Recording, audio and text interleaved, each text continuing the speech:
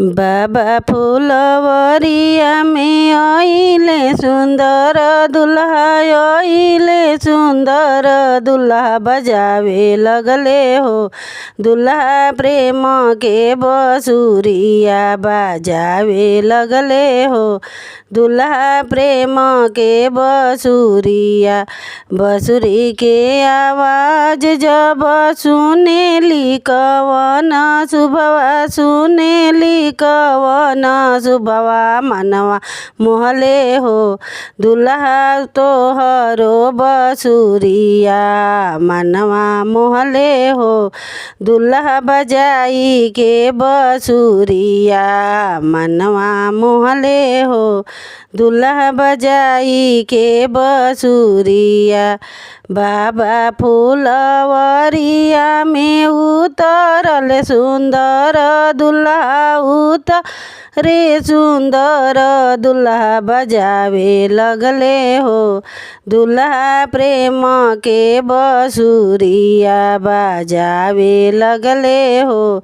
दुल्हा प्रेम के बसुरिया बसुरी के आवाज जब सुनले बेटी के पापा सुनले बेटी के चाचा उतर चले हो। पापा जेठ में बियाहवा रचाई देले हो। चाचा जेठ में बियाहवा घोड़ावा चढ़ल अइले दुल्हा सुंदर दुल्हा दुल्हा सुंदर दुल्हा उतर गइले हो उतर गइले हो। दुल्हा मलिया के बगिया उतर गइले हो। दुल्हा मलिया के बगिया ऐसन मौरिया बनई है मलिनिया बनई है ए मलिनिया चमक जइहे हो। अरे चमक जइहे हो।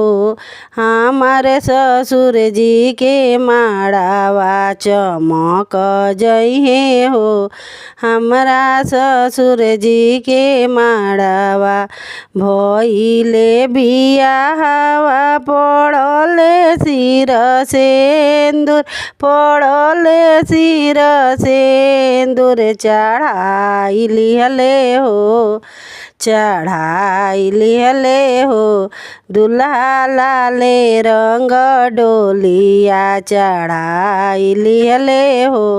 दुल्हा लारे रंग डोलिया चढ़ाई लिहले हो। दुल्हा लाले रंग डोलिया बाबा फूल बगिया में आइले सुंदर दुल्हा आइले सुंदर दुल्हा बजावे लगले हो। दुल्हा प्रेम के बसुरिया बजावे लगले हो। दुल्हा प्रेम के बसुरिया।